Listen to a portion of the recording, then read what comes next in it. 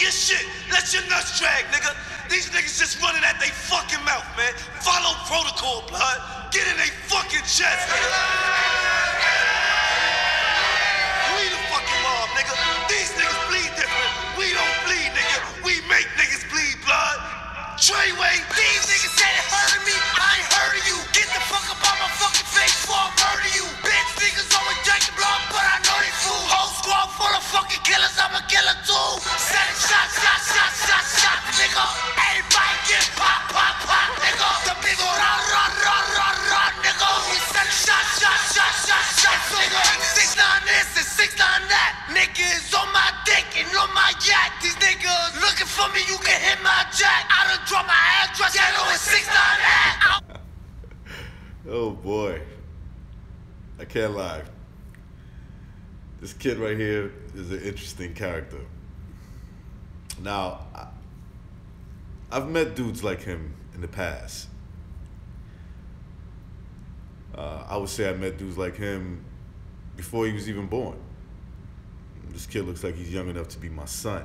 I bet, in fact, he is young enough to be my son. I have a son that's probably 5 years older than he is. I don't really follow today's hip-hop music because it's not really appealing to me. It's for the younger generation. Besides that, as you get older, your taste just changes, right? There's nothing worse than seeing a 40-year-old or a man in his late 30s, you know, following, in my opinion, following little 22-year-olds, 21-year-olds hip-hop career and getting personally offended by anything, you know, a young man that age has to say.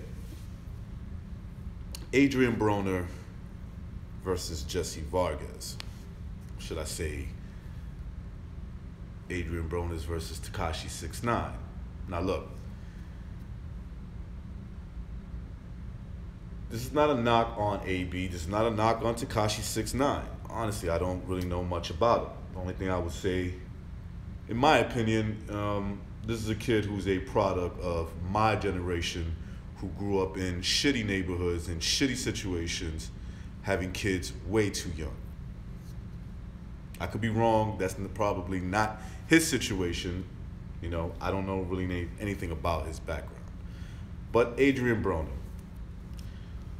the dude is a clown. This is why he finds himself in these kind of situations where people would take shot at him that have nothing to do with the boxing industry, right? How many chances does AB need?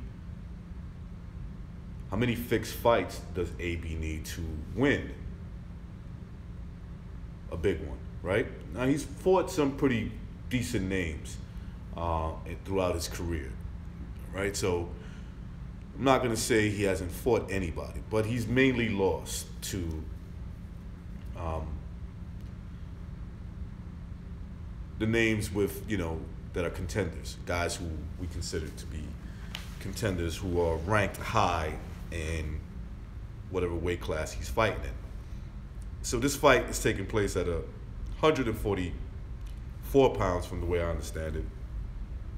We've seen this before with Sean Porter, where there was no reason to make the fight at 144 pounds when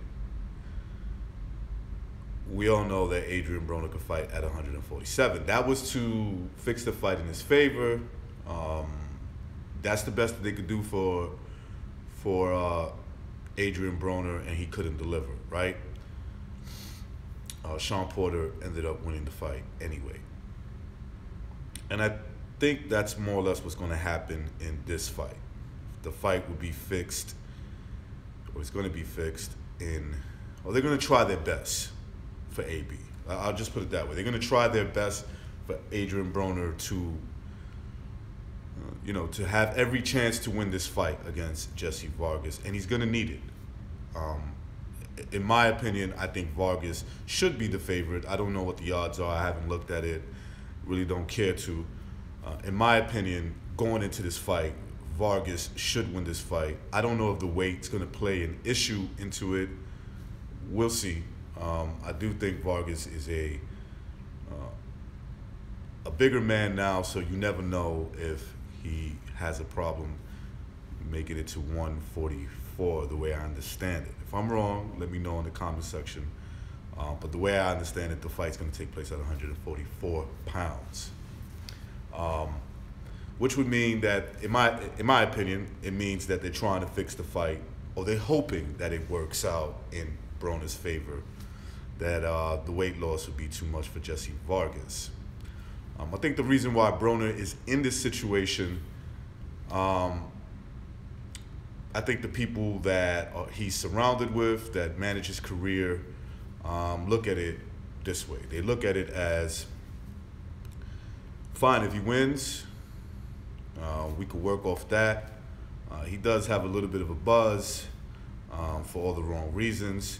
And if he loses, you know, no sweat off their back, because he really doesn't bring much to the table when it comes to boxing. I'm gonna see if I go to this fight.